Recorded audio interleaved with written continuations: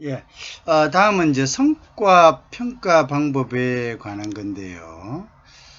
그래서 이 성과 평가 방법에 관련해서는, 뭐 좀 상세한, 어떤 설명들이 좀 필요하죠. 이게 이제 중요한 부분인데요.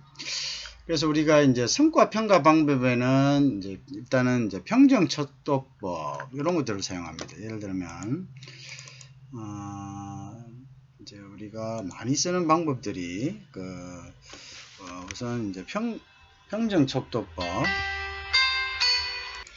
그래서 이제 평가 방법을 보면 대강 이제 우리가 평정척도법이라는 게 있고요. 그 다음에 또 우리가 봐야 될 게 순위결정법. 그 다음에 목표관리법. 이렇게 이제 크게, 그죠? 뭐 이렇게 이제 크게 우리가 성적 평가 방법이라고 얘기한다면 이렇게 이제 크게 분류를 할 수가 있다. 이렇게 이제 볼 수가 있겠죠, 그죠? 크게 분류를 할 수 있다.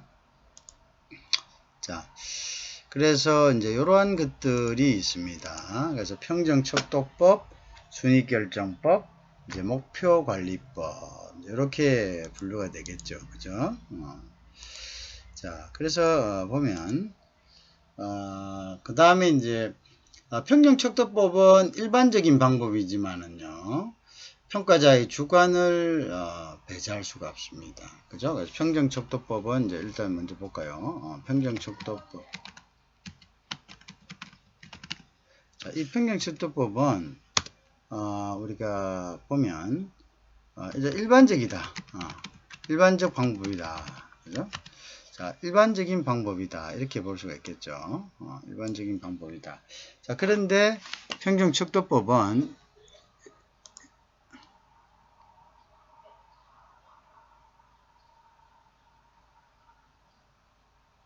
일반적인 방법인데, 이제, 자, 그래서 우리가 이제 그 평정척도법, 그 다음에 순위결정법, 목표관리법, 자, 이렇게 이제 우리가 평정척도법, 순위결정법, 목표관리법, 그죠? 이제 이런 식으로 우리가 크게 분류를 했습니다. 그래서 이제 평정척도법은 이제 일반적인 그런 방법이었죠. 그래서 이제 일반적인 방법인데, 근데 이제 일반적인 방법임에도 불구하고 평가자의 주관 개입을 배제하는 것이 굉장히 불가능합니다. 그래서 이제 또는 또 심한 경우에는 다른 사람의 평가 결과를, 그죠? 성과를 방해하는 어떤 부정적인 현상을 나타내기도 합니다. 그죠? 그냥 간단하게 지금 이제 보고 있는데요. 그 다음에 우리가 순위결정법이라는 게 있죠. 그래서 이 순위결정법은 이제 동료와 서로 간에 이제 경쟁을 붙이는 이런 방법입니다. 그죠? 동료와 이제 경쟁을 붙이는 방법이고, 그 다음에 이제 목표관리법은요, 명확한 목표와 성과 기준이 제시됩니다. 그죠?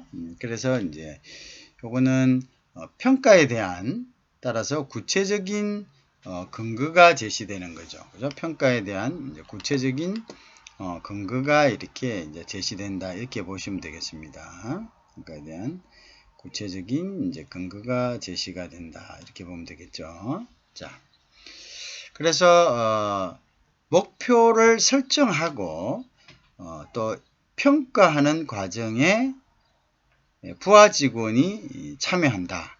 이런 특징을 가지고 있습니다.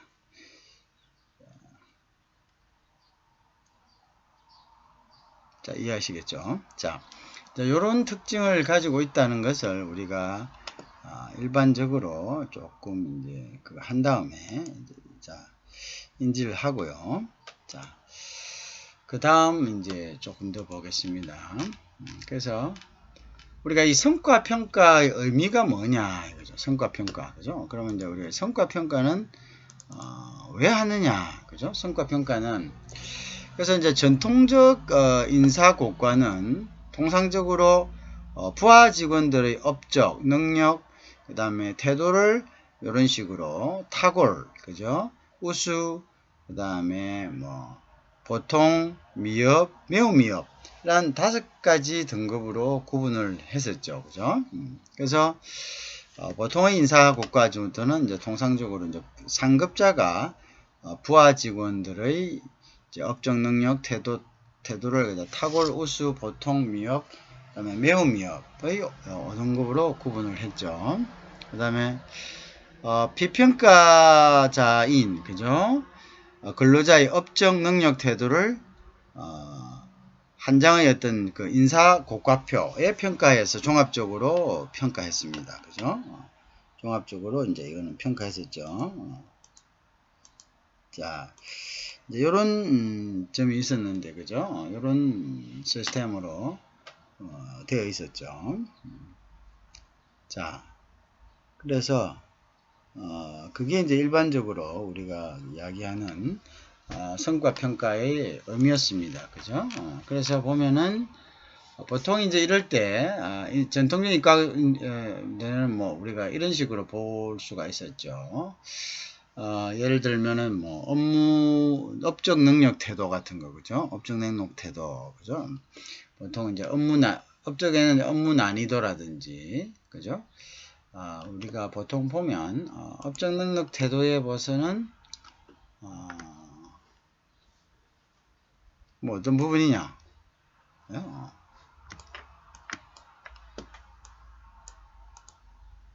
자, 그래서 보면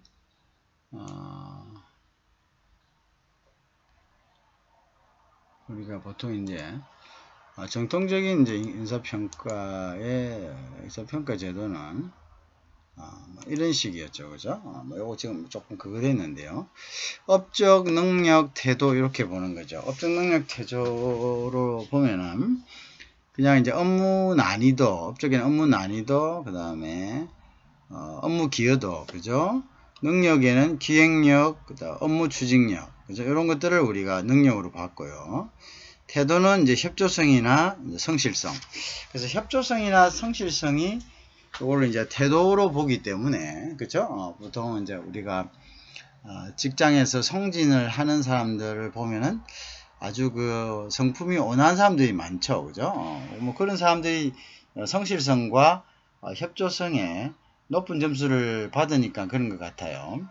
자, 그런데 이제 우리 조금 이제 진취적인 거, 이런 면들은 오히려 조금 왜곡될 수도 있죠, 그죠?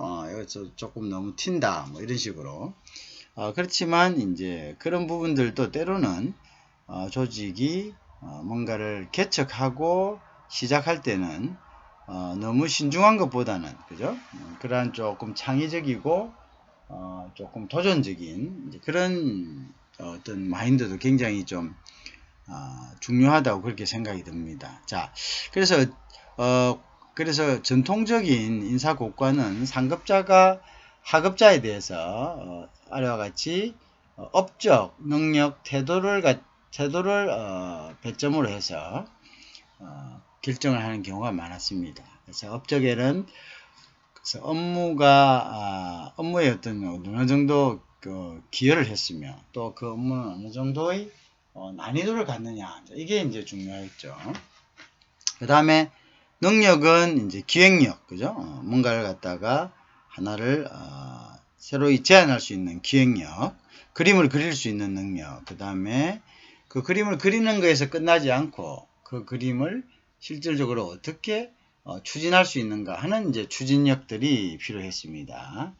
또 태도에 있어서는 또 협조성과 성실성, 그렇죠? 이러한 것들이 중요한 요소로서 작용을 했었죠, 그죠? 이것이 이제 정통적인 방법이고 여기에 대해서 업무에 대한 가중치를 두고요. 업무가 예를 들어서 조금 힘들고 난해할 경우에는 이제 가중치를 주고 여기에 이제 평가 척도를 보통 탁월, 우수, 보통, 미흡, 매우 미흡으로 주는 거죠, 그죠? 자, 그렇지만은 업무가 예를 들어서 업무의 난이도와 그죠? 이런 것들이 이제 그죠? 조금 높아야 된다 할 때는 여기에다가 가중치를 플러스했다 이제 이렇게 보면 되겠죠. 자, 그런 것들을 우리가 전통적인 방법이다 이렇게 이야기를 하면 되겠습니다. 그죠? 자, 그 다음에 보면 자 이런 식으로 이제 했다는 거죠. 자 그래서 보면 이제 그러나 이러한 전통적인 인사고과는 상급자가 부하 직원을 평가하는 데 있어서 그죠? 평가 기준이나 근거 제시 없이 상급자의 주관적인 판단에 따라 평가가 결정될 수 있는 경우가 많죠. 그죠? 그래서 이제 문제점이 있는 거죠. 그래서 예를 들면 이제 피평가자인 근로자의 이제 업적 능력 태도를 한 장의 평가표 아까 조금 전에 본 이러한 평가 인사표로 평가하여 종합평가 하기 때문에 그죠? 그죠? 자 그래서 이제 그런 부분에 대해서 조금 문제점이 있는 거였죠. 그죠? 그래서 이런 방법은 주로 1980년대와 1990년대 이후 역량이 기업의 인사 관리에 활용되고 특히 이제 역량평가라는 개념이 등장하면서 업적평가와 역량평가로 구별된 거 그죠? 업적평가와 역량평가로 구별되고 역량 모델링에 의해서 구체적인 행동을 평가하는 방식으로 개선되었다 이렇게 보면 됩니다. 그 다음에 보면 그래서 이제 보통 이제 요때는 역량하고 그 다음에 자 업적하고의 평가가 나누어졌다 이렇게 되는 거죠. 그죠? 이렇게 되었다.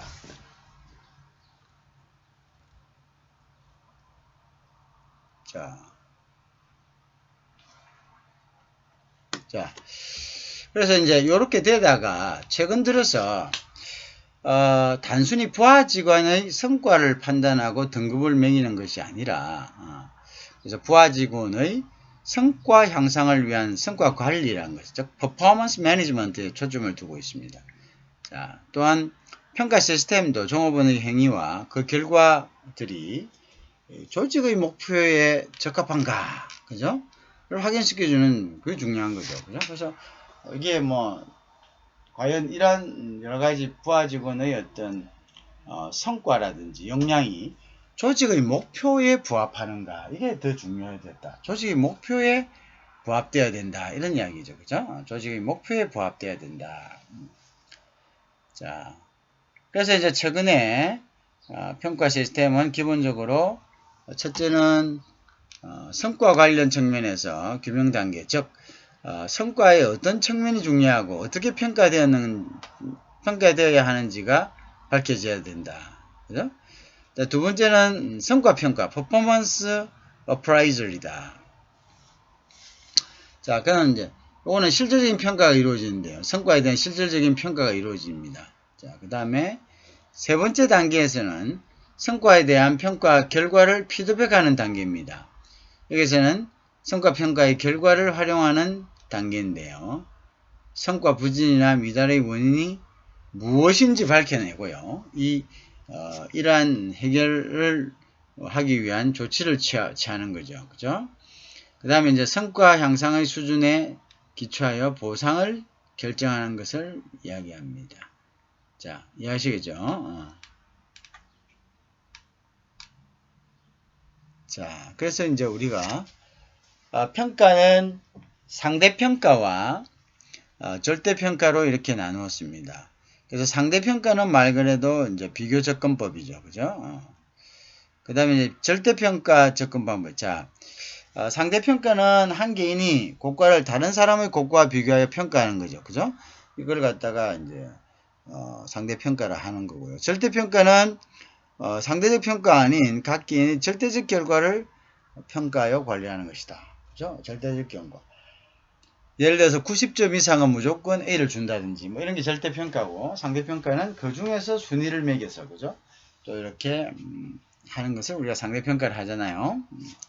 자, 그래서 이제 사실 이 두 가지 방식 중에 어느 것이 더 절대적으로 우월하진 않습니다. 나름의 장단점이 있기 때문이죠. 그죠? 그러한 것들을 우리가 볼 필요가 있죠. 자, 그래서 우리가 이런 평가 시스템은 이제 어떤 목적이 있느냐라는 것도 우리가 한번 봐야 되겠죠. 그래서 우리가 중간에 한번 보면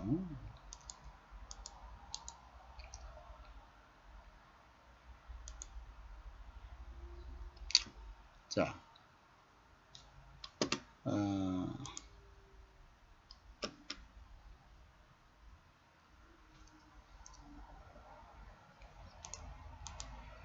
자, 우리가 보통 이제 여기 보면 전략적인 목적들이 있습니다. 그죠? 전략적인 목적들.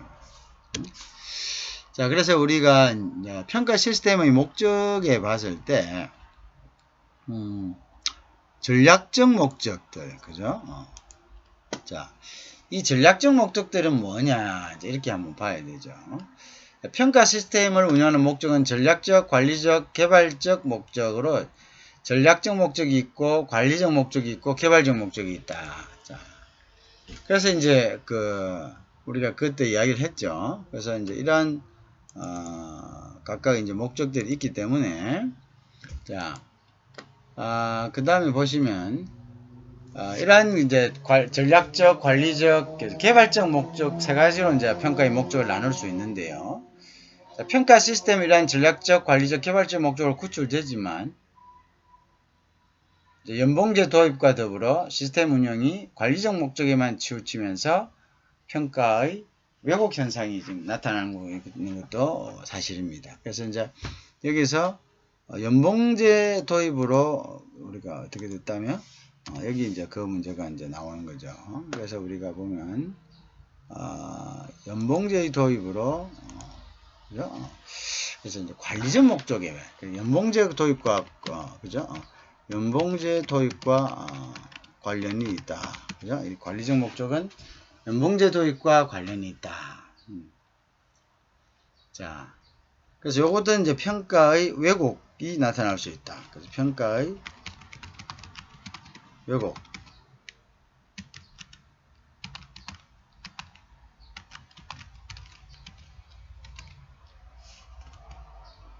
자, 그 다음에 이제 우리가 전략적 목적이만 보면요.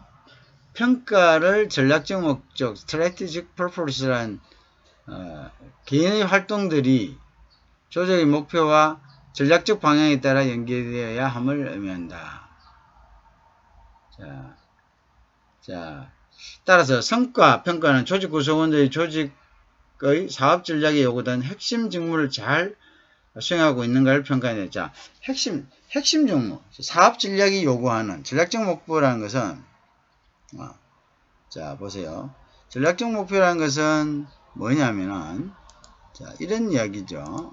그래서, 전략적 목표라는 것은, 그러니까, 사업 전략이 요구하는 핵심, 사업 전략이 요구하는 핵심 직무를 잘 수행하고 있는가. 이게 이제 예를 들어서 주된 평가 방법입니다. 전략적 목적에서. 그죠? 그렇게 되겠죠. 그죠?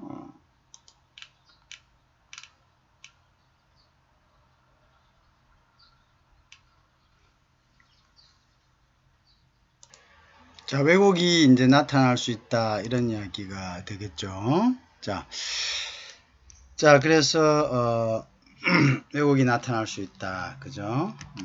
자, 그 다음에 이제 관리적 목적인데요. 관리적 목적에서는 임금, 뭐, 이런, 우리가, 관리적 목적에서는,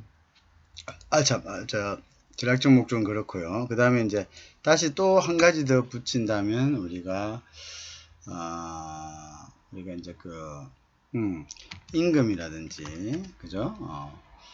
그 다음에 성진이라든지, 그죠? 해고라든지, 뭐 이런 것들, 그죠? 뭐 또 인센티브라든지, 그죠? 인센티브, 이런 목적에서, 그죠? 이러한 것들의 기준이 된다, 그죠? 기준이 된다. 자, 이렇게 우리가 생각을 해볼 수가 있겠네요. 자, 그래서 그 다음에 이제 우리가 개발적 목적에 있어서는 개발적 목적이라는 것은 development purpose인데요. 평가 결과를 통해 낮은 평가를 받았을 때 그 원인이 능력 부족인지 동기 부족인지 아니면 뭐 장애 요인인지 이런 걸 파악할 필요가 있겠죠. 그죠? 그래서 이제 이러한 것들은 결국은 개인의 어떤 개발을 주기 위한 그러한 목적으로 사용되는 거죠. 그죠? 그래서 우리 개발적 목적에는 이제 우리가 낮은 평가를 받았을 때, 이제 평가를 받았을 때 이제 목적이 되겠네요. 그래서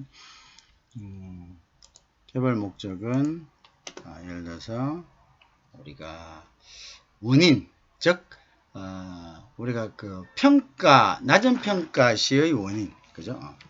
낮은 평가 시의 원인을 분석해서, 그죠? 분석하는 것이죠. 그래서 이제 이거를 개발을 위한 목적, 개발을 위한 목적으로, 그죠? 사용하다, 목적으로 사용한다, 이렇게 볼 수가 있겠네요. 자, 이렇게 이제 사용이 되겠네요, 그죠? 자, 그래서 이제 이런 것들을 우리가 볼 수가 있다, 그죠? 이런 것들이 이제 있다. 자, 그래서 자, 그 다음에 이제 평가는 우리가 나타나는 평가 같은 경우는요, 아까 얘기했지만 상대평가와 절대평가로 나눌 수 있다, 이렇게 되죠. 그래서 이제 상대평가와 절대평가, 그죠? 그래서 이제 요거는 이제 상대평가는 다른 말로 해서 비교평가다 해서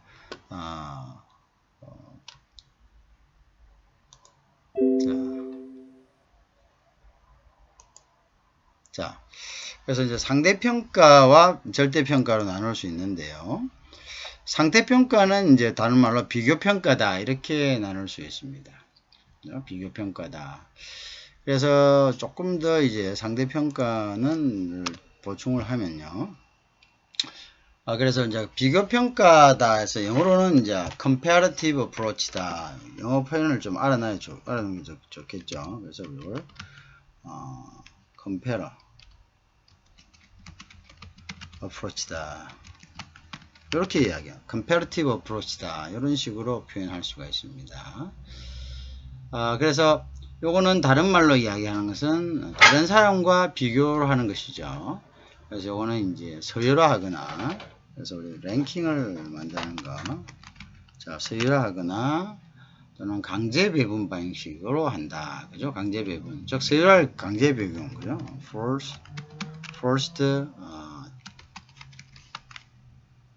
distribution 한다. 그래서 first distribution 한다는 것이 바로 다른 말로는 우리가 이제 강제 평가하는 방식이다, 우리가 이렇게 볼 수가 있겠죠. 자, 근데 이제 절대 평가 방법은 요거하고 좀 반대되는 거죠. 자, 어느 하나가 우월하다고 할 수는 없는 것이죠, 그죠? 그래서 이제 예를 들어서 이걸 두 가지 방법 중 우월하다고라고 이제 그거 하지는 않습니다, 그죠? 그래서 이제 이런 것들에 대한 또 우리가 부분들 보면 이 부분들을 뭐 한쪽이 이제 우월하다고 할 수가 없는 겁니다, 그죠? 그래서 우리가 이제 예를 들면 이제 그래서 이걸 같이 이제 두 가지 평가 방법을 혼합하여, 그죠? 하는 것이다. 자, 그래서 뭐 상중하로 예를 들어서 강제 배분하는 상대평가를 했는데요. 상중하를 강제 배분하면은, 그래서 예를 들면요. 이제, 우리가 이제, 어떤, 예를 들면, 이렇게 상중하로 분배를 했다. 그룹으로 이제 강제 배분. 상중하에서, 그 다음 이걸 갖다가 어떤 식으로 하냐면은, 상중하를 해서 이거를 이제 이 배분 중에 예를 들어서 예를 들어서 뭐 상중하 했는데 이거를 예를 들어서 이거를 이제 뭐 상중하 배분해 가지고 우리가 뭐 20% 그죠?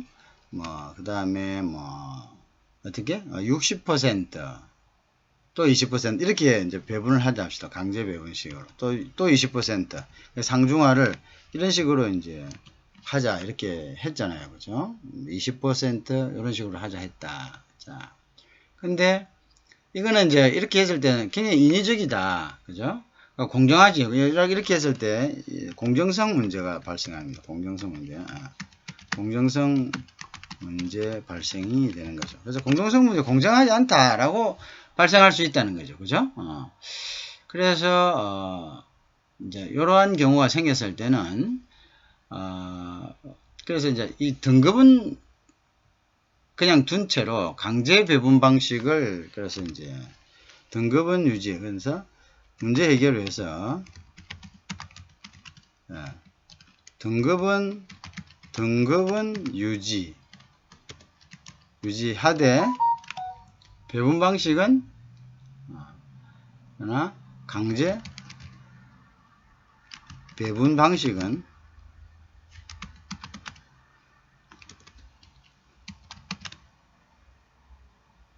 폐지해버렸다. 이렇게 되겠죠. 그죠? 이렇게 이제 이런 방식으로 간다는 거죠. 그죠?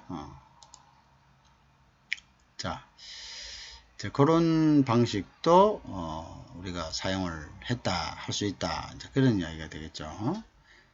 그런 방식도 사용할 수 있다. 그렇게 되겠죠. 자, 그래서 우리가 이제 그런 것들을 또 이용을 케이스를 봤고요. 자, 그런 케이스도 이제 있었다. 그죠? 자, 그런 케이스도 우리가 있었다. 그죠? 자, 그래서 강제 배분 방식 없애버렸다. 그러니까 이제 주거니 그러니까 대부분 중간 부분으로 포함되었고, 그래서 이제 뛰어난 사람, 그 다음에 뭐 최하위 적금만 학월 분표되었다. 그죠?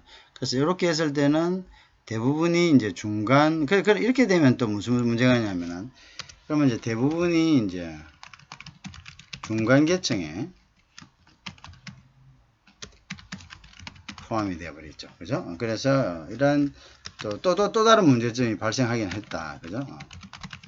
분별력이 없으죠.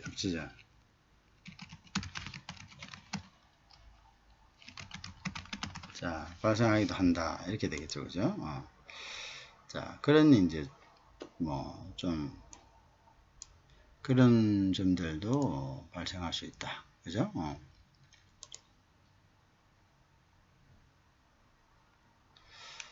자, 그래서 이런 점들도 우리가 뭐 문제가 될 수 있다는 거죠.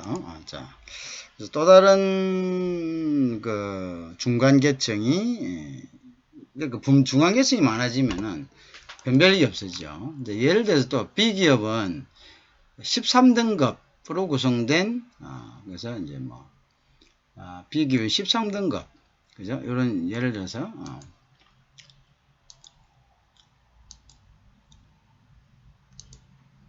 자, 예를 들어서 이런 경우가 있다.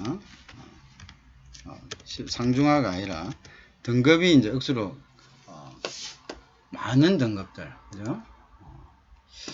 그래서 뭐 한 13등급 정도, 그래서 뭐 13등급으로 분류를 했는데, 근데 자, 그러니까 이거 마찬가지죠. 그러니까 73%가 중상위 수준으로 평가된다. 그래서 등급이 예를 들어서 등급을 또 다른 예는 등급을 13등급 분류했는데요. 13등급 분류했는데 13등급 분류 절대평가 그죠? 절대평가였는데 대부분 어떻게? 73%가 중상위 자, 이러면 분포를 한다. 중상위 분포하면 이게 뭐가 변별력이 없어집니다. 연봉 차이 없다. 그래서 연봉 차이 거의 없다. 자, 이래 되죠. 그럼 이래 되면 어떤 문제가 생깁니까? 동기 저하가 발생하죠. 그러면 동기 저하가 발생하는 거죠. 그죠? 연봉 차이 거의 없으면 뭐 많이 하든 적게 하든 뭐 크게 그렇게 할 필요가 없잖아요. 그죠? 이제 이러한 문제가 발생하는 거죠. 그죠? 그래서 우리가 이제 이런 문제들이 있기 때문에 이런 부분에 대해서 우리가 이제 보면은 이런 것들이 있습니다. 그래서 상대적 접근과 절대적 접근의 어떤 장단점을 그죠? 우리가 한번 볼 수가 있겠죠. 그래서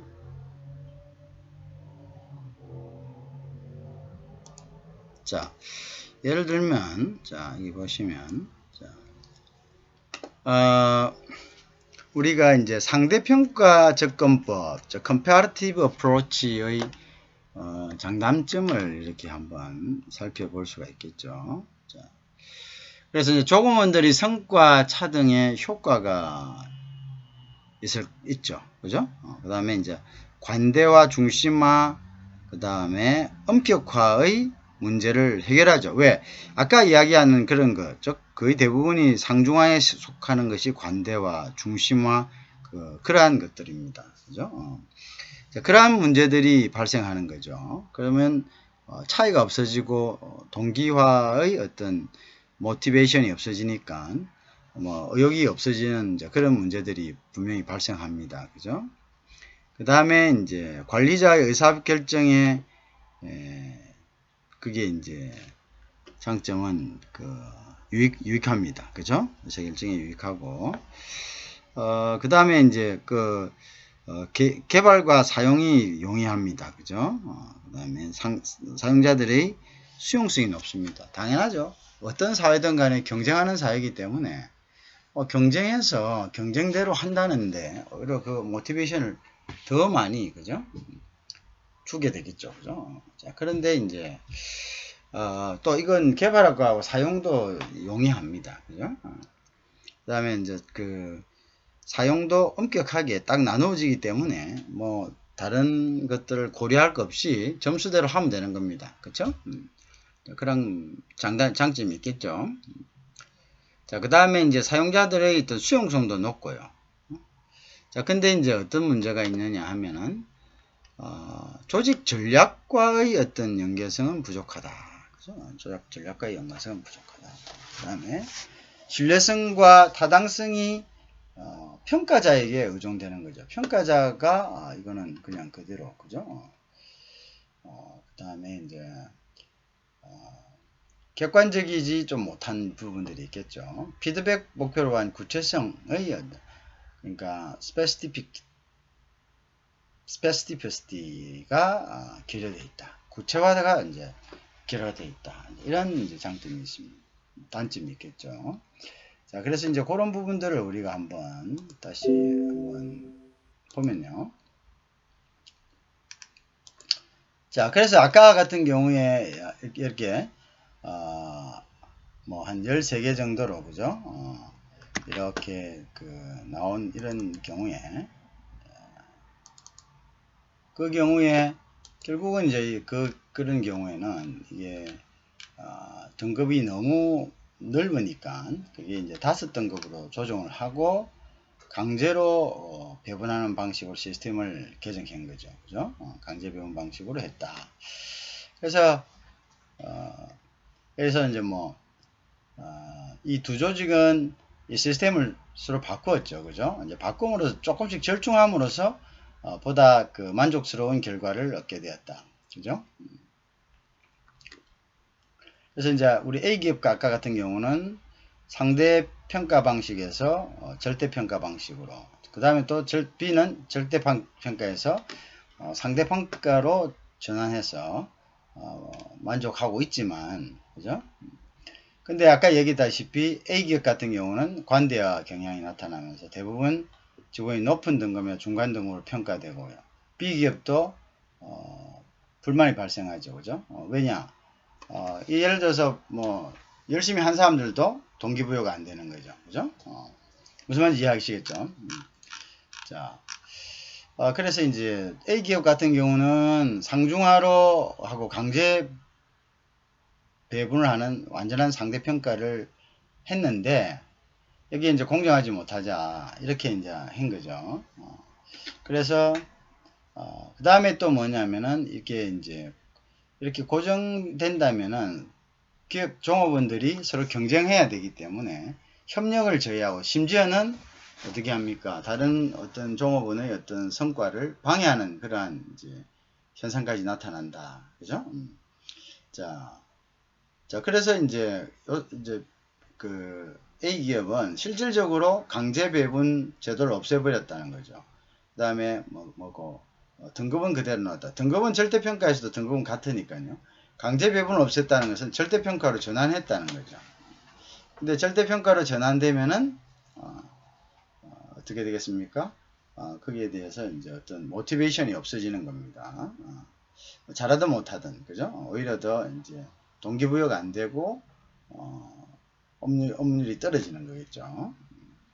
자, 그래서 강제배분을 없애버리니까 그러니까 이제 중심화 경향이 나타나고 중간 부분이 대부분이 포함되었고요. 뛰어난 사람은 뭐 상위로 가고 이렇게 했지만 그런 이제 현상이 나타났다. 그 다음에 이제 또 다른 기업 아까 있었죠. B기업은 등급을 굉장히 세분하게 나눴습니다.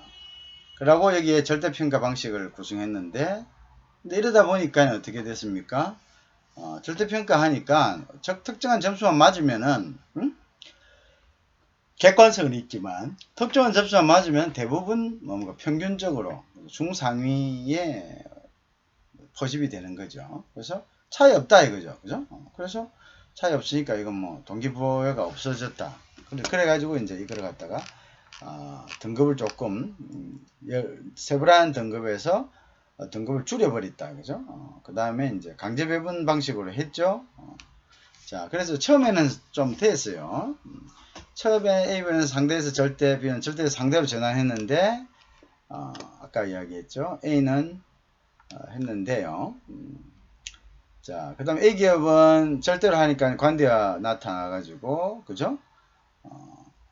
직원들이 뭐 중간, 자, B도 결국 어떻습니까? 불만이 나타나는 거죠. 그래서 이제 두 가지 방식을 놓고, 자, 그래서 이제 어떤 방식으로 해야 되냐 하면, 두 가지 방식이 다 또 문제점이 나타나니까, 그래서 등급은 5등급 유지하고, 자, 뭐, 예를 들어서 S등급, 최고 등급과 A등급을 20%, B 60%, C와 D 등 20%를 정하고, 그 다음에 이제 뭐냐면, 등급 중 특정한 등급인, 그죠? S등급하고 D등급, 제일 좋은 등급과 제일 못한 등급은 절대평가로 하는, 그러한 이제, 그렇게 하니까 이제 결국은, 이런 이제, 조금 보완이 되었다. 그죠? 특정 등급만 절대평가를 했다. 이렇게 이제 되겠죠. 특정 등급만 절대평가를 했다. 이렇게 이제 되겠습니다. 자, 그래서 우리가 또 이제 여기 또 잠시 보면 우리가 이제 이런 부분들이 있습니다. 그래서 이제 성과 기법 보면요, 우리 아까 이야기했죠. 성과 기법들 우리가 예를 들어서 성과 기법, 성과 평가는 기법들을 우리가 한번 보면요. 자, 우선 이제 성과 평가는 성과 평가에 완벽한 방법이 있다면 굉장히 쉽겠죠. 인사관리는. 근데 많은 경영자들이 효율적인 평가 방법을 찾는데 많은 시간과 노력을 기울이고 있습니다. 하지만 아쉽게도 지금까지 여러 가지 평가 방법이 개발되긴 했지만 완벽한 방법은 없습니다. 자, 그래서 이제 지금까지 사용되었던 많은 평가 방법들은 모두 장점과 단점을 가지고 있고요. 결국은 이제 이러한 시스템의 한계점을 인식하고 보완하기 위한 노력이 필요하다는 것이죠. 그죠? 그게 지금 중요한 거고요. 자, 그래서 이제 우리가 모두에도 얘기했다시피 가장 많이 사용되고 있는 성과 평가 방법은 어떤 것이냐 하는 것을 이제 보고 우리가 그거를 이제 한 번씩 다시 한번 파악을 해봅니다. 우선 이제 평가 척도법이라고 있었습니다. 자, 우리가 이제 여기에는 평가 척도법이 있었고요. 그 다음에 요거 아까 이제 이야기했죠. 이 평가 척도법이라는 것은 그 다음에 어떤 방법이냐, 그죠? 그래서 자, 보면은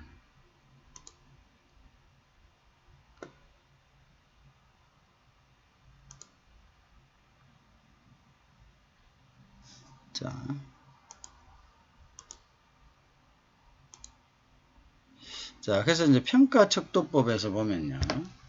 여기에 가장 일반적인 방법이다. 그죠?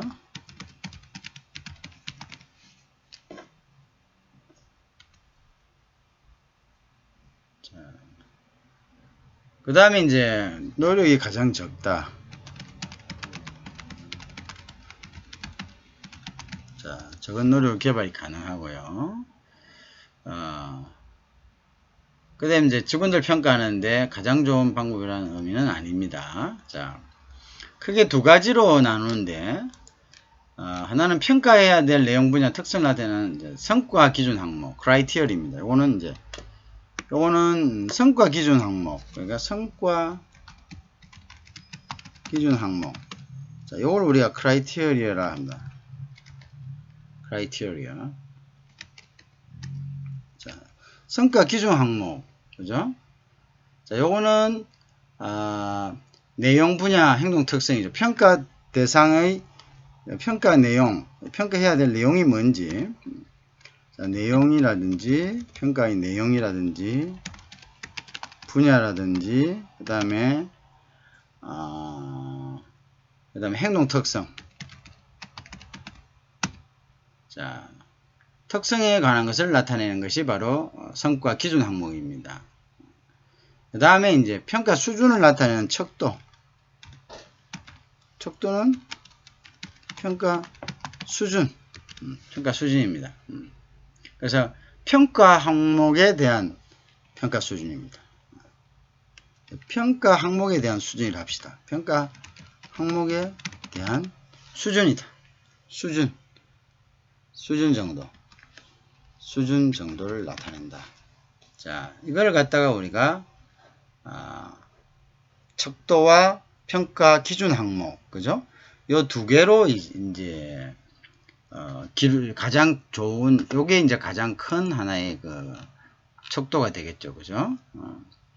자, 그러면 이제 예를 든다면 어떤 거가 있습니까? 예를 든다면, 그래서 대부분 기업들은 평가 과정의 일체성 및 일관성을 강조합니다. 그죠? 그래서 우리가 이제 보통 사용 예는요. 자, 그래서 요런 때는 이제 평가의 일관성, 그죠? 평가의 어떤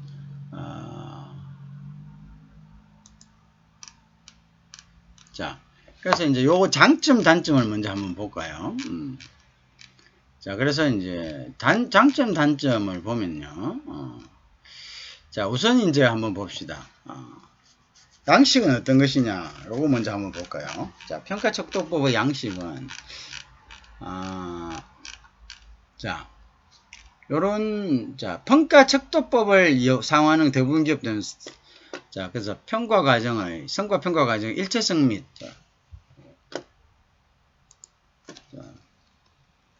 성과 그다음에 평가 과정의 그다음에 일체성하고 그죠? 일관성을 강조합니다.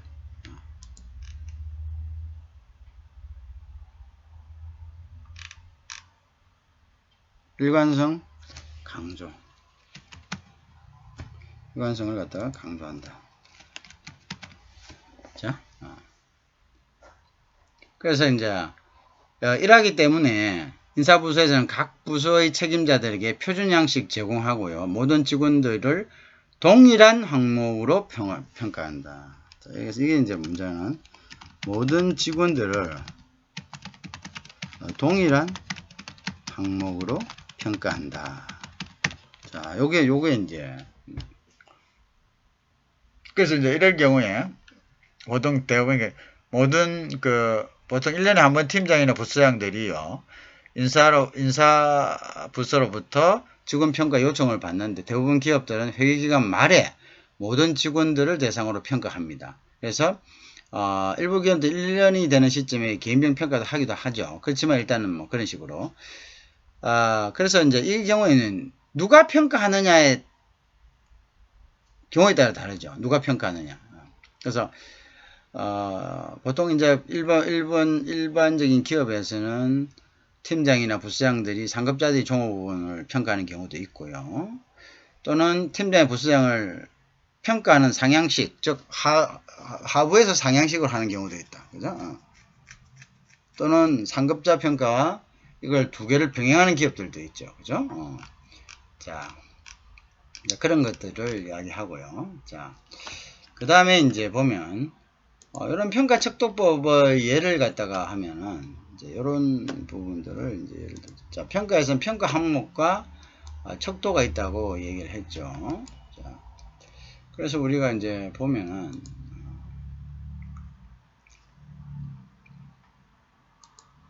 예를 들면은 자, 예를 들면은 우리가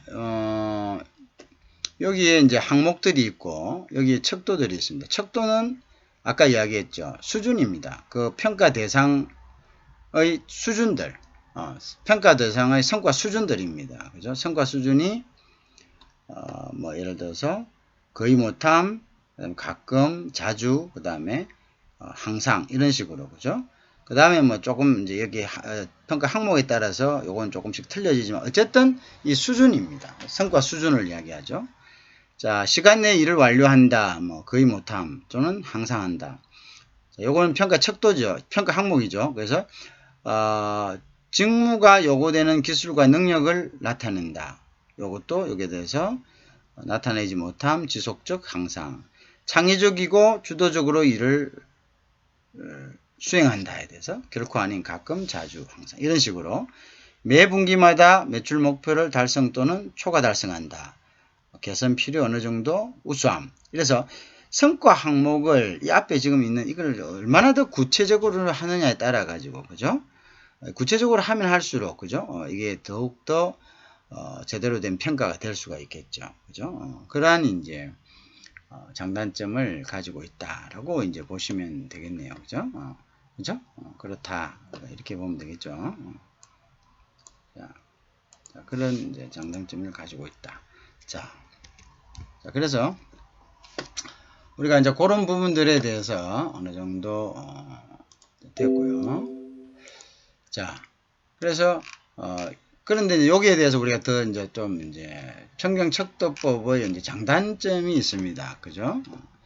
자, 우리 그 장단점을 다시 한번 살펴보면요. 예를 들어서 이제 한번 봅시다. 자, 이 장단점을 한번 봅시다. 그죠? 자, 우선 장점. 자, 장점은 이제 우리가 어떤 부분들에 있어서 장점이 있을 것인가.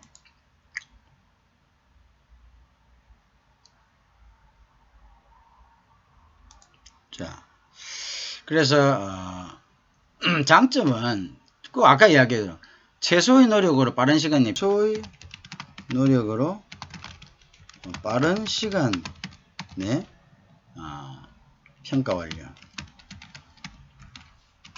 자, 그러니까 이 이유가 결국은 뭐였습니까? 동일한 그죠? 거의 동일한 질문이죠. 모든 부서에게 동일한 질문을 하기 때문에 최소의 노력으로 빠른 시간 내 평가 완료가 가능하다는 것이죠. 그죠? 자, 그 다음에 그러니까 예를 들어서 뭐 팀장이나 부서장들이 약 15분 정도의 시간으로 그죠? 평가하겠다.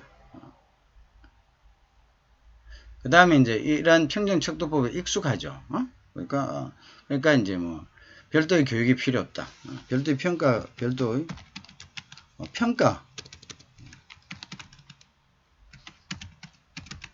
불필요하다. 자, 그 다음에 있죠, 그죠? 표준화되어 있다. 직무나 부서에 관계없이 사용. 표준화. 직무나 부서에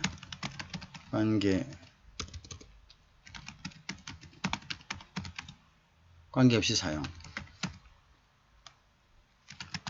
가능하다. 이걸 우리가 이제 표준화되어 있다. 그죠? 자, 표준화되어 있다. 이렇게 볼 수가 있습니다. 그죠? 표준화되어 있다. 자, 이렇게 우리가 볼 수가 있겠죠. 자, 다른 이제 점에서 우리가 단점은 그럼 뭐냐? 그죠? 단점을 이제 봅시다. 자, 뭐 장점은 지금같이 이제 그런 이제 부분들이 있겠네요. 장점은 이제 그런 부분들이 있겠는데, 자, 단점은 뭐냐? 이용이 쉽습니다. 그래서 그러니까 이용이 쉽다. 그죠? 그래서 평가에 크게 관심을 두지 않죠. 그러니까 평가법을 채우기만 하면 된다는 인식. 그죠? 근데 이제 이거는 사실은 평가법만 치우면 되고 훈련도 안 받아도 되고 하니까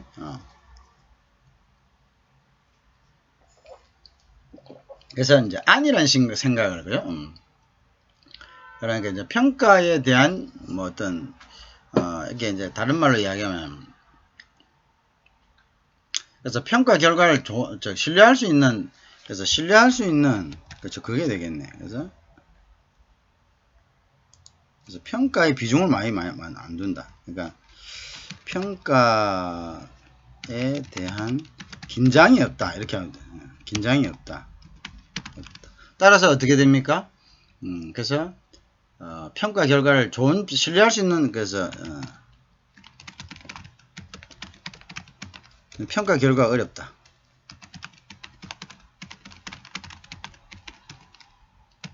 자, 이렇게 되죠.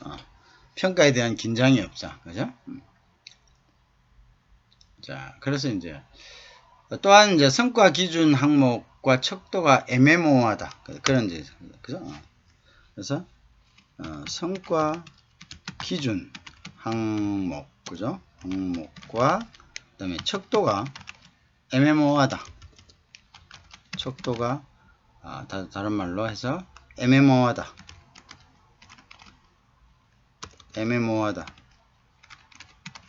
자, 애매모호하다는 단점이 있습니다. 그죠?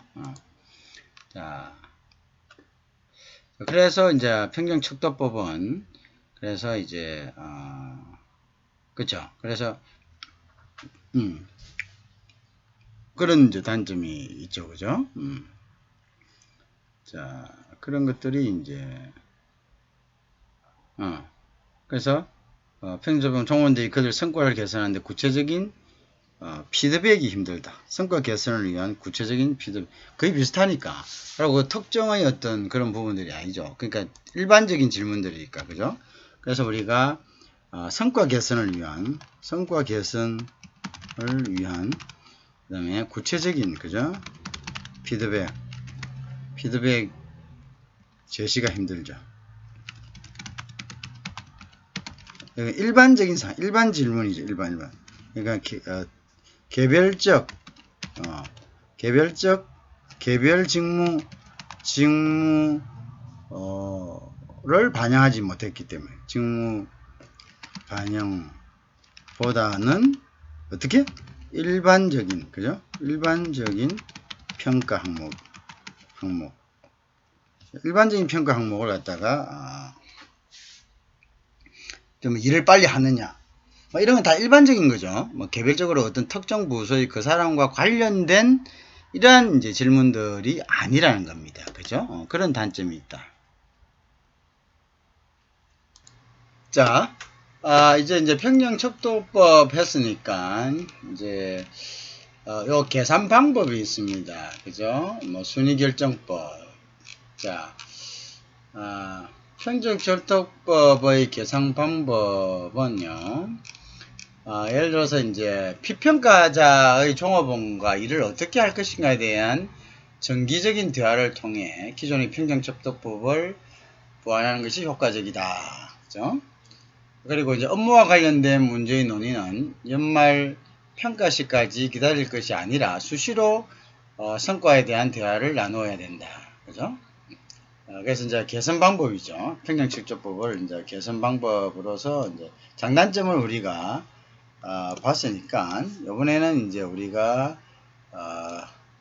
개선 어떤 식으로 개선하는 것이 좋겠다. 그죠? 하는 개선 방법에 대해서 이제 한번 살펴보죠. 그래서 이제 요 방법, 요 성과 평가 제도는 굉장히 사실 중요한 제도입니다. 그죠? 미안합니다.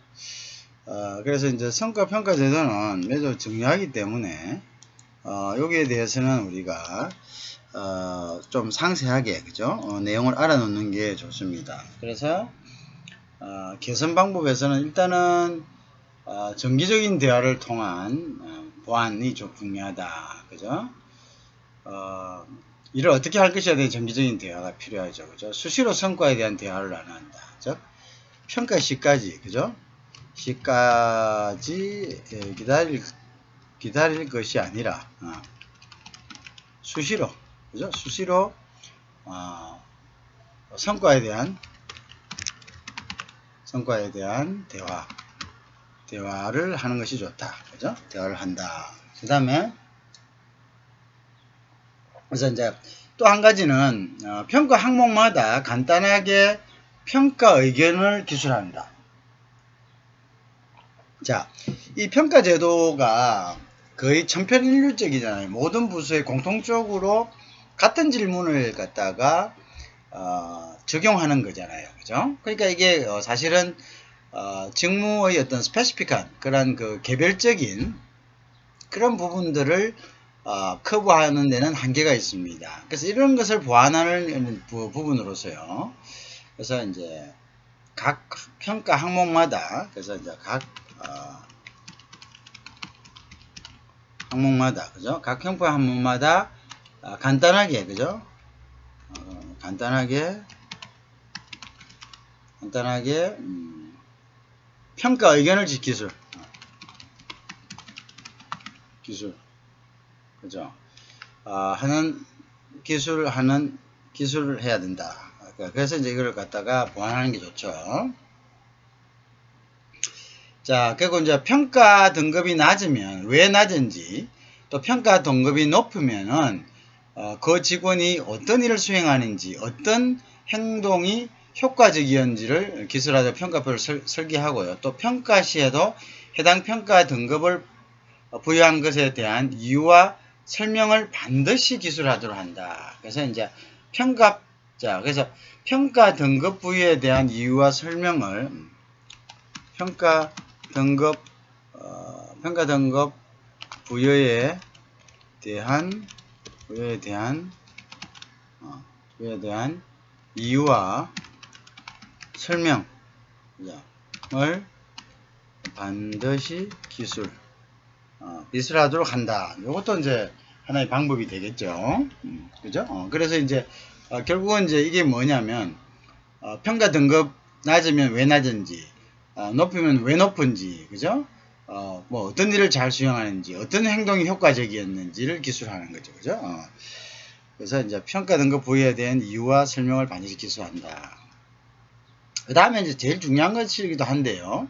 평가하기 전에 각 항목의 의미를 명확하게 해야 된다. 평가 전 각 항목, 그죠?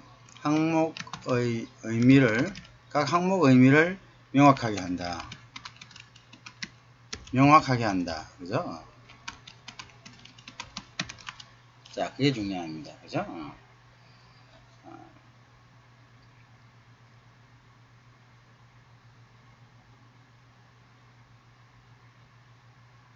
그러니까 이건 결국 뭐냐면 평가 항목에 대한, 그죠? 평가 항목에 대한 직원들의, 그죠? 평가 항목에 대한 의미를 직원들의 직원들의 이해도를 조사해야 자, 이해도를 조사해야 한다 이런 거죠.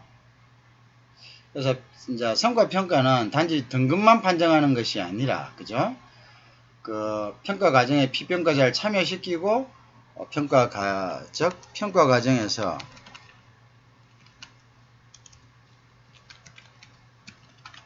피평가자를 참여시키고 평가 결과에 대해서 평가 결과에 대해서 평가 결과에 대해 논의 필요하다. 자, 상호 논의가 필요하다. 그죠? 그런 뜻이 되겠죠. 그죠? 그래서 이제 이러한 과정들을 함으로써, 그죠? 이러한 과정들이 결국은, 그거를 좀 뭡니까? 우리 평형척도법을 개선할 수 있는, 그죠? 그러한 이제 하나의 방향이 될 수 있다. 이렇게 볼 수가 있겠죠. 이것들이 이제 평형척도법을 개선할 수 있는 하나의 이제 방향이 되겠다. 그죠? 자, 그래서 이제 평형척도법을 우리가 이제 그렇게 한번 훑어보았습니다. 그죠? 자, 그 다음에 우리가 이제 봐야 될 것이, 우리가 순위결정법이라는 방법입니다. 그죠? 그 다음에 우리가 순위결정법이다. 그죠? 자, 평형척도법 다음에 우리가 이제 봐야 될 부분들이 순위결정법입니다. 그죠? 그래서 이제 순위결정법은 그럼 이제 어떠한 부분이냐에 대한 것들도 우리가 좀 이제 논쟁을 해봐야 되겠죠. 그죠? 그래서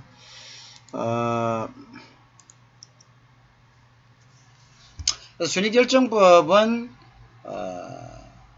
말 그대로 피평가자인 직원들을 비교하여 그죠? 매출이나 능력에서 누가 더 나은지를 결정하는 즉 직원들의 비교, 직원들 간 비교 평가다 이렇게 보게 되겠습니다. 그죠? 직원들과 이제 비교 평가가 된다. 순위결정법은 그래서 이제 이것은 평정척도법과의 차이점을 이해하는 것이 중요합니다. 그죠? 자, 그래서 우리가 이제 요것들은 자, 순위결정법에서는 한 팀 구성원들이 모두 유능한 직원이라 해도 모두 S등급을 평가받을 수 없다.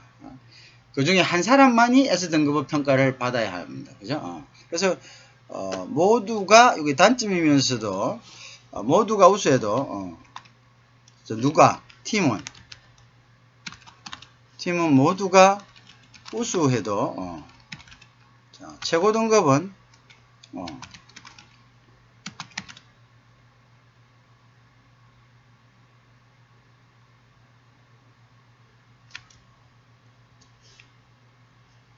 최고 등급을 모두 받을 수 없죠. 이게 말 그대로 순위결정법이니까, 그렇죠? 상대적인 거니까. 그래서 결국은 어떤 말입니까? 그래서 역으로 이야기하면 모두가 역으로 이야기하면 역으로 모두가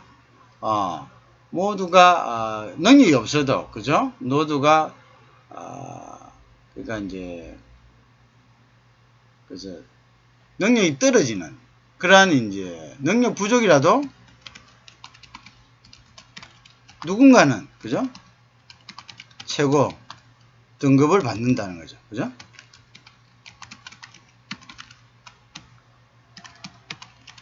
이런 구조가 오죠.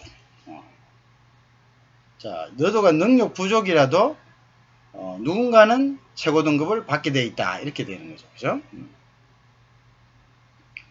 자, 근데 이제 우리나라 기업들은 순위결정법 원리를 많이 이용하고 있습니다. 자, 그래서 이제 뭐 이러한 것들은 그러면 이제 단점이 있을 거야. 그죠? 그러면 이제 요거의 이제 단점이 뭐냐? 그럼 단점이 뭐냐? 자, 그걸 한번 봅시다. 이제 단점이 뭐냐? 순위결정법의 단점, 그죠?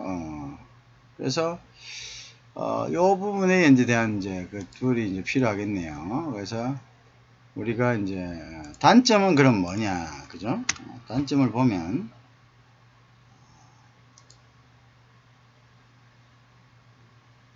자,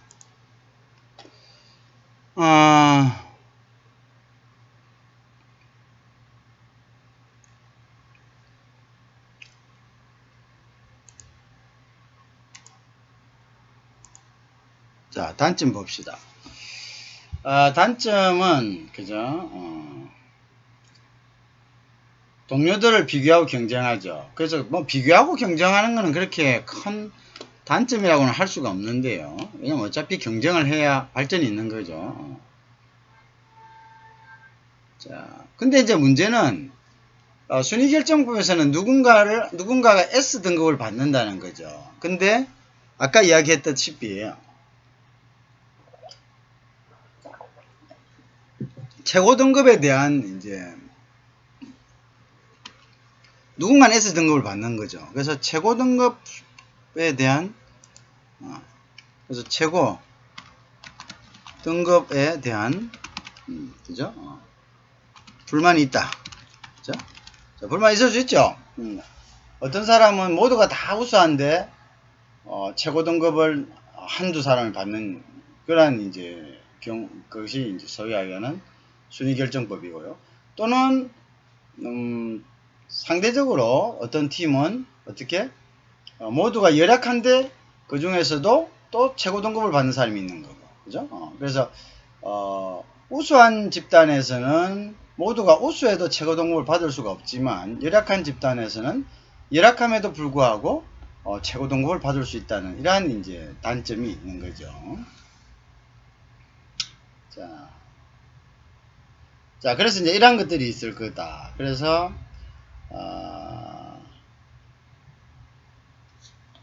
자, 그래서 이제 순위결정법은 그래서 조직의 그래서 이제 이렇게 된다면 조직의 관심사인 성과를 향상시키는 데 기여하기보다는 이렇게 됨으로써 이제 타인의 그러니까 요게 같이 이제 조직의 성과 즉 조직 성과에 기여하기보다는 그죠? 차라리 오히려 더 그죠? 다른 경쟁자의 그죠? 목표 달성을 방해할 수도 있다. 자, 방해할 수도 있다.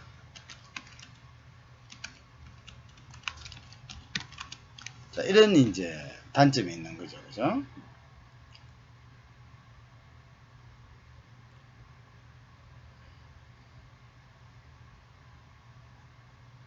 자, 그런 이제 단점이 있습니다. 그죠? 자, 요런 단점을 가지고 있습니다. 그 다음에 우리가 목표관리법을 한번 볼까요? 자, 목표관리법은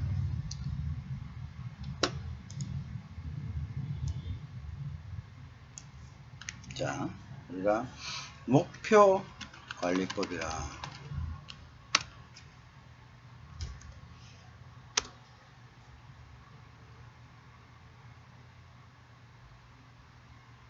자, 그래서 목표관리법은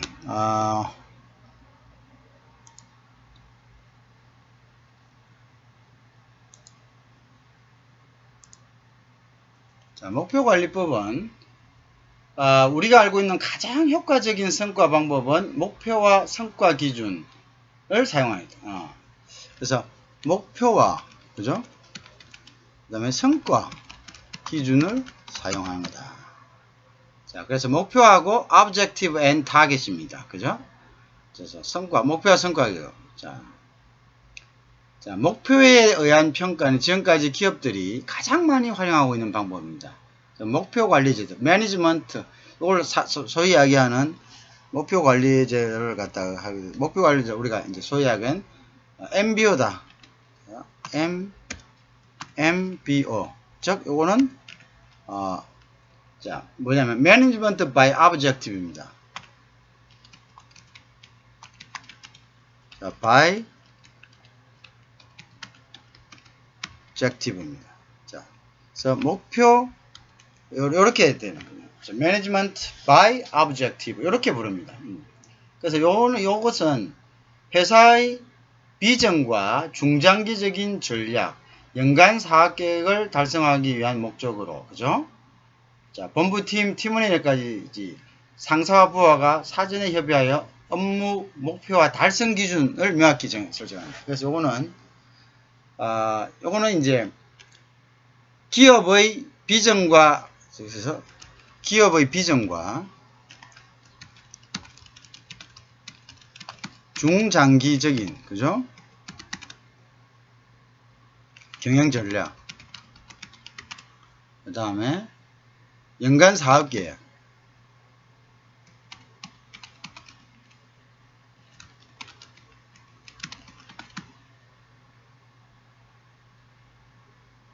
달성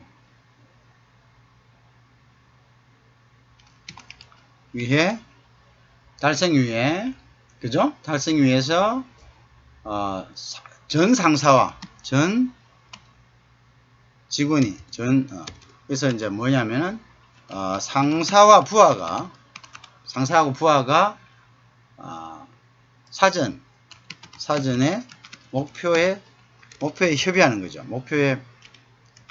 목표에 협의해서, 그죠? 네, 협의.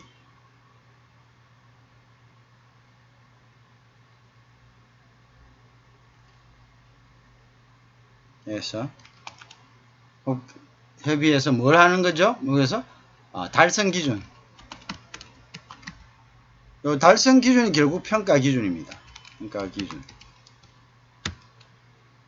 기준을 설정합니다. 그 다음에 이제 역할 분담해요. 설정하고요. 그 다음에 역할 분담, 그죠? 분담하여 자율적 업무 수행을 하는, 수행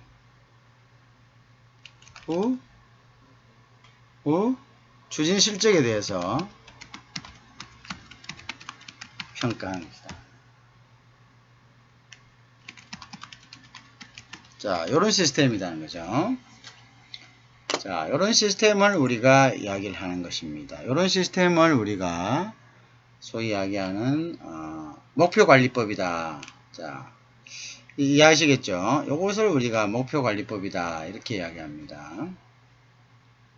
자, 그래 이 시스템은 근본적으로 인간의 자주성과 성취 동기에 관한 자기관리의 기초를 두고 있습니다. 그래서 여기에는 이제 요런 것들이고요. 그 다음 요거는 이제 다시 다른 말로 이야기하면, 자, 다른 말로 이야기하면 이런 방법이 되겠죠. 그래서 결국은 인간의 자주성과, 그죠? 성취 동기. 자, 그래서 이제 인간의 자주성과 성취 동기의 기초를 하고 있다. 이렇게 볼 수가 있겠죠. 기업은 이 제도를 통해 회사의 목표와 개인의 목표를 정해, 즉 회사의 목표와 그 다음에 개인의 목표, 그죠? 개인의 목표를 연계할. 자, 연계시키면 결국 얻는 게 뭡니까? 경영 목표를 연계시켜서 경영 목표를 연계시켜 경영 목표, 그죠? 자, 연계시켜 경영 목표를 그 다음에 뭐 확실하게 하는 자, 경영 목표를 달성하게 하는 것이 이게 이제 최고의 거입니다. 그죠? 자, 그렇다. 그래서 이제 그래서 요거는 이제 결국은 직원 참여에 의한, 요건 직원 참여에 의한, 자, 직원 참여에 의한 목표 설정. 일정. 그 다음에 자율적인 업무 수행. 그죠? 다른 말로는, 업무를 수행하고요. 자율적 업무 수행하고, 그 다음에 동기부여하고요. 동기부여에 의한 업적 향상. 그 다음에 또 다른 말은 권한과 그 다음에 뭐 책임의 명확한.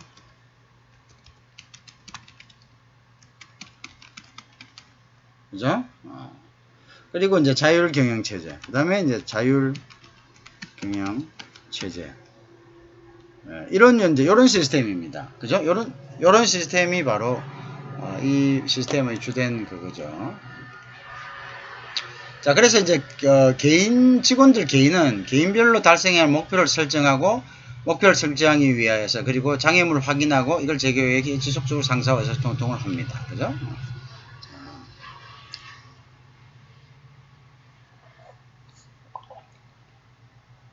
자, 이제 개인 목표를 설정하는 것은 성과 평가에서 매우 중요합니다. 그죠?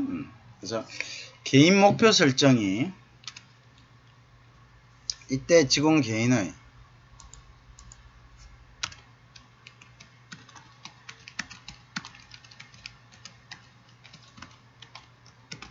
개인 목표 설정이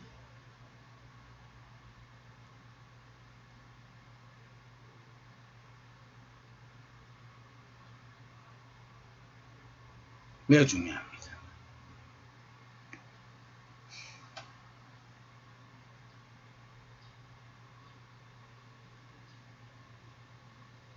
자,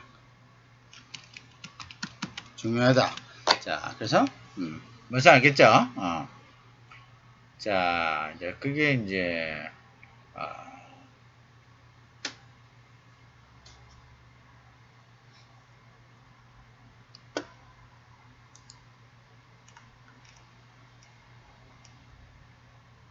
자, 그래서 개인 목표 설정이 중요하다. 그죠? 이게 완벽한 제도는 아닙니다. 왜냐하면 이제 어떤 평가 방법 완벽한 건 없죠. 그래서 이제 개인의 성과를 평가하고요. 그러니까 평형척도법은 단순한 항목, 몇 가지 단순한 항목을 기준으로 개인의 어떤 성과를 측정했잖아요. 그 다음에 순위결정법은 다른 사람의 성과와 비교하여 개인의 순위를 정하는 방법인데 비해서요. 목표관리법은 개인별로 협의하여 정한 목표에 따라서 개인의 성과가 측정되기 때문에 그다지 경쟁과 그리고 일률적인 그죠? 그 다음에 뭐 일률적인 어떤 척도는 아니다. 자, 그래서 이제 목표는 객관적으로 측정 가능하도록 기술을 대해야 하고 개인의 수준은 어느 정도 유연성 있게 설계되어야 된다. 그래서 목표 설정은 객관적이어야 된다. 이게 중요하죠. 그래서 여기서는 그래서 목표 설정은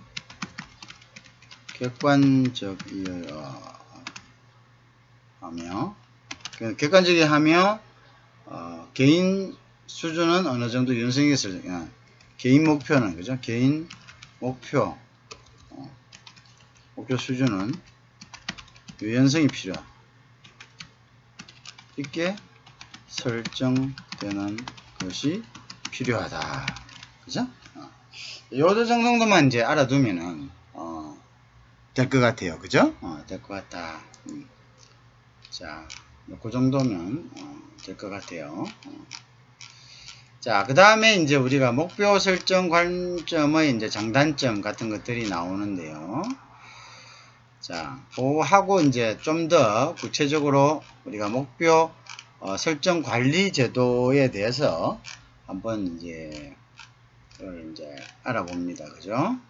그래서 우리가 이제 목표 관리의 예시를 갖다가 이제 들면요.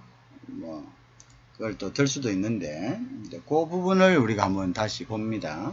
그래서, 성과 계획을 수립할 때 팀장은 직원과 협의하여 성과 계획을 결정해야 하고, 그 다음에 이제 직원의 동의를 얻어야 된다. 그죠? 그래서 요거는 조금 더 하면, 목표 설정, 개인 목표 설정에 자, 직원의 뭐라고? 동의가 필요. 동의. 자, 직원의 동의가 필요하고, 그죠? 또한 평가 면답 시에는 팀장과 종업원이 기획한 목표 어느 정도 달성되는지를 목표 항목별로 조사합니다. 그죠? 그 다음에 이제 달성도에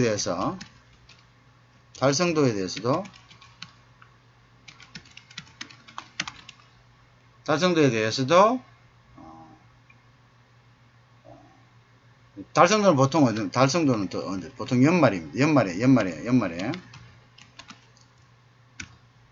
연말에 달성도에 대해서도 어떻게 또 팀장과 종업원이 공동으로 조사. 팀장과 종업원이 공동으로 조사한다. 그죠? 이렇게 이제 같이 이제 팀워크가 필요한 이제 그러한 부분이라고 우리가 보면 되겠습니다.